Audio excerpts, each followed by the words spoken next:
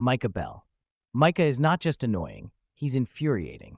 From the very moment Arthur meets him, it's clear he's trouble. His smug grin, sharp tongue, and constant attempts to one-up Arthur make him unbearable to be around. Unlike characters like Bill or Javier, who at least show some loyalty to the gang, Micha is only ever out for himself. He constantly provokes Arthur with snide comments, calling him weak or questioning his loyalty, while simultaneously whispering poison into Dutch's ear. The way he shamelessly sucks up to Dutch, pretending to be his most loyal follower, makes him even more irritating, especially since Dutch starts believing him. What really cements Micha as the most annoying character is how much he relishes chaos. He pushes for violence at every opportunity, mocks anyone who disagrees, and takes satisfaction in the gang's misfortunes. He's like a constant buzzing mosquito. Except this mosquito eventually betrays everyone and nearly destroys the gang. Every encounter with him leaves players wishing Arthur could just silence him for good right then and there. Number 2. Leopold Strauss. Strauss doesn't yell or insult people like Micha, but his brand of annoyance is quieter and more insidious.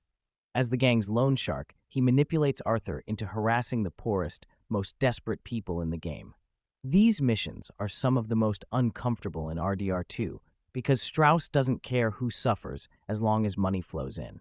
One of the most hated examples is when Arthur goes to collect a debt from Thomas Downs, who is already sick and coughing up blood. That encounter infects Arthur with tuberculosis, the illness that eventually kills him. This single debt collection, pushed by Strauss, seals Arthur's tragic fate. What makes Strauss annoying isn't just his greed, but his hypocrisy. He talks about business and survival while sitting comfortably in camp, never lifting a finger to share the risks that Arthur and the others face. When Arthur finally confronts him and kicks him out of the gang, it's one of the most satisfying moments in the entire story. A small piece of justice against someone who quietly poisoned the gang from within. Number 3. Uncle is a love him or hate him kind of character. But for many players, his laziness and constant excuses make him incredibly annoying. Every time the gang needs help, Uncle is either drunk, asleep, or claiming his mysterious illness, lumbago. He spends most of the game dodging chores, making jokes at Arthur's expense, or finding ways to avoid responsibility. While he does occasionally provide comic relief, the humor wears thin fast when Arthur is breaking his back trying to keep the gang afloat. Uncle's refusal to take anything seriously makes him feel like dead weight at times. Even in the epilogue, when John is working hard to build a new life for his family, Uncle is still up to his old tricks. He drinks, lazes around, and gets John into trouble with his antics. He's not evil, but his endless laziness and lack of contribution make him one of the most irritating presences in both the gang and John's later life. Number 4. Colm O'Driscoll. Colm isn't part of the gang, but he's one of the most annoying antagonists in the game. His smug, taunting personality makes every encounter with him and his gang exhausting. For Arthur and Dutch's crew, the feud with the O'Driscolls feels never-ending, and Colm is the face of that misery. What makes him particularly grating is how he relishes every chance to gloat. Even when captured, Colm can't resist mocking Dutch and Arthur, calling out their weaknesses and predicting their downfall.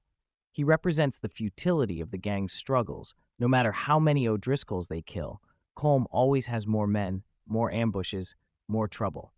When Colm is finally executed, it feels less like a victory and more like relief. His smug grin and constant scheming are finally gone, but the trail of destruction he leaves behind makes every interaction with him bitter and frustrating. Number 5. Reverend Swanson. Reverend Swanson is sympathetic, but that doesn't make him any less of a headache. A man of the cloth who has fallen into alcoholism, Swanson is constantly in need of saving. He gets into drunken brawls, nearly gets run over by trains, and generally stumbles his way into trouble wherever he goes. For Arthur, who is already burdened with holding the gang together, Swanson's incompetence is just one more weight on his shoulders. Swanson is well-meaning and never malicious like Micha or Strauss, but he's unreliable. His role in the gang is questionable at best, since he contributes little and constantly requires others to bail him out. Though he eventually sobers up and tries to redeem himself later, during the main story, he often feels like a nuisance. someone who drains energy instead of adding to the gang's strength. Number 6. Dutch van der Linde. Dutch isn't always annoying. At the start of the game, he's charismatic, inspiring, and easy to follow. But as the story progresses, his personality twists into one of the most frustrating aspects of the game. Dutch constantly talks about loyalty, family, and freedom, but he rarely practices what he preaches. Every time Arthur or others question his decisions, he dismisses them with arrogance. His endless speeches grow hollow as he leads the gang from one disaster to the next, refusing to admit fault. What makes Dutch so irritating is his hypocrisy. He claims to love the gang, yet he abandons Arthur and John when they need him most.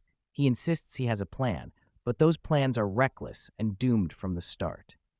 Watching him ignore reason, side with Micha, and lash out at those who truly care about him is maddening. Dutch goes from being a beloved leader to one of the most annoying, hypocritical, and self-destructive people in the game. And he drags everyone down with him. 7. Eagle Flies. Eagle Flies is a tragic figure, but that doesn't erase how frustrating he can be. Young, headstrong, and eager to fight, Eagle Flies refuses to listen to his father Rainsfall's wisdom. His rash decisions put Arthur and the gang in danger multiple times, as he insists on striking back against the U.S. Army without fully considering the consequences. His youthful impatience makes him irritating, especially in a story already full of reckless men like Dutch and Micha.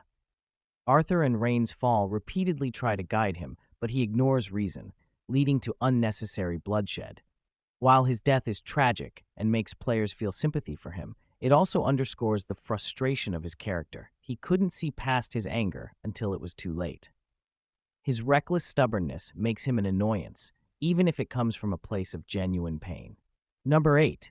Kieran Duffy. Kieran is less malicious than most of the others on this list, but his awkwardness and constant nervousness can be irritating. A captured O'Driscoll who joins the gang out of desperation, Kieran never fully fits in. He tries too hard to earn everyone's approval, often stumbling over his words or making himself look weak in front of tougher gang members. Arthur shows him some kindness, but for most of the gang, Kieran is little more than a nuisance. He's constantly the butt of jokes, and his anxious personality makes him seem more like dead weight than an asset. To make matters worse, his fate is one of the most gruesome in the game.